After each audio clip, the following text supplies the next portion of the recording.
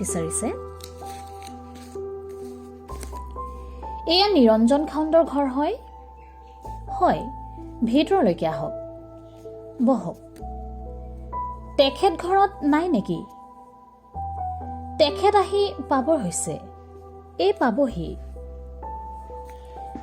ডেকাজন সৰু ড্ৰয়িং ৰুমটোলৈ সোমাই গ'ল আৰু বিশেষ ভূমিকা নকৰি বেতৰ চকী এখনতে সহজভাৱে বহিল।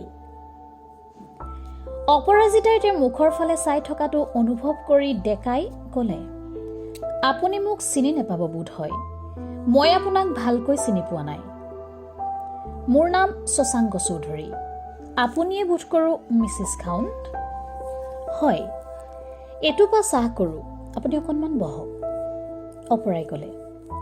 ডেকাজনৰ নামটো শুনাৰ পিছতো তেওঁ কোন ক'ৰ পৰা আহিছে, খাউণ্ডৰ লগত কিবা চিনা জনা আছেনে নাই একো বুজিব নোৱাৰিলে।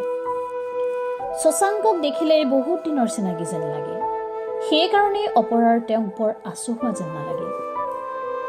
হাউত কৰে ভিতৰলৈ গৈ বঁটা এটাতে ইলাচি দুটিমান দি অপৰাই বঁটাটো আদি শশাংকৰ সন্মুখৰ সৰু মেজখনৰ ওপৰতে থলে আৰু কোঠাটোৰ এচুকে থকা ৰেকখনৰ পৰা দুখনমান অলপ পুৰণি ইংৰাজী আৰু অসমীয়া আলোচনী আনি মেজখনৰ ওপৰত দি ক'লে, মই অকণমান আহিছোঁ, বেয়া নাপাব দেই।